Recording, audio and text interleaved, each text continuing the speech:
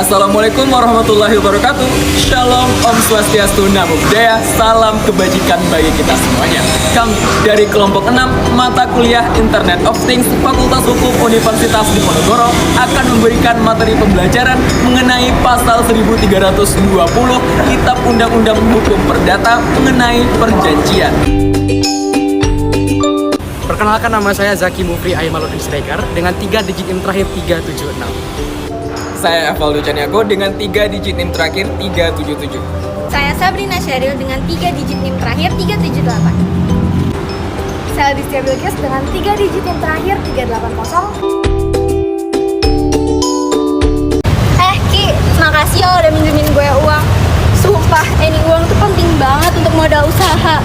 Kalau nggak ada lo, gue nggak tahu dia harus gimana. Santai, Share. Gue kan teman baik lo ya.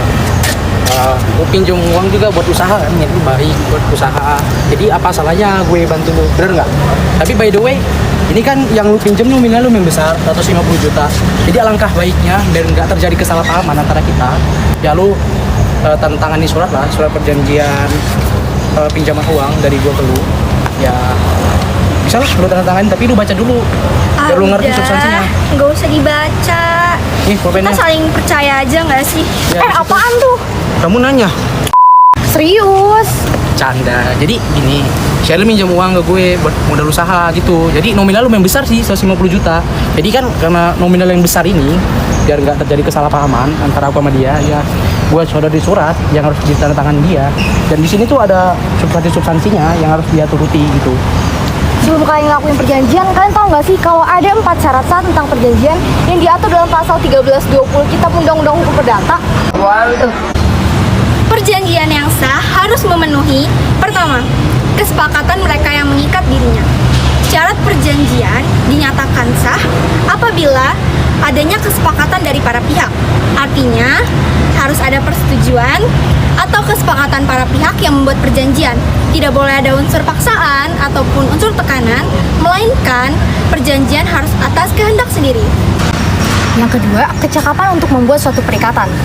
Mengenai cakap tidaknya seseorang, perlu diketahui siapa saja menurut hukum tidak cakap atau tidak memiliki kedudukan hukum untuk membuat perjanjian.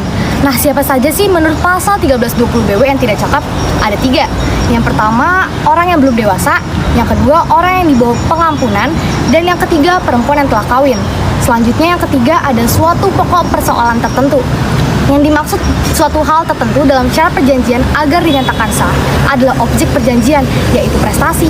Misalnya, memberikan sesuatu, berbuat sesuatu, atau tidak berbuat sesuatu seperti yang disebutkan dalam pasal 1234 KUH Perdata. Singkatnya, prestasi adalah apa yang menjadi kewajiban debitur dan apa yang jadi hak kreditur dalam suatu perjanjian. Yang keempat, suatu sebab yang tidak dilarang. Menurut pasal 1337 Kitab Undang-Undang Hukum Perdata, adapun yang diatur adalah suatu sebab terlarang jika dilarang oleh undang-undang, bertentangan dengan kesusilaan dan ketertiban umum. Nah, teman-teman, ada 2 syarat subjektif yang harus dipenuhi dalam melakukan perjanjian. Menurut pasal 1320 Kitab Undang-Undang Hukum Perdata, yang pertama yaitu adanya kesepakatan dan kehendak para pihak. Yang kedua, adanya kecakapan para pihak. Kenapa sih disebut syarat subjektif? Karena menyangkut pihak-pihak yang mengadakan perjanjian. Jika suatu perjanjian tidak memenuhi syarat subjektif, akibatnya perjanjian dapat dibatalkan. Perjanjian dapat dibatalkan artinya salah satu pihak dapat meminta pembatalan. Perjanjian tidak serta-merta batal dalam hukum, melainkan harus dimintakan ke pengadilan. Perjanjian dapat dibatalkan adalah akibat hukum dari tidak terpenuhinya syarat subjektif, yaitu kesepakatan dan kecakapan para pihak dalam mengadakan suatu perjanjian. Syarat sah objektif pada pasal 1320 KUH Perdata itu dibagi menjadi 2. Yang pertama, suatu hal tertentu. Yang kedua, sebab yang halal. Apa itu? Disebut syarat objektif karena menyangkut objek perjanjian. Jika suatu perjanjian tidak memenuhi syarat objektif, maka akibatnya perjanjian batal demi hukum.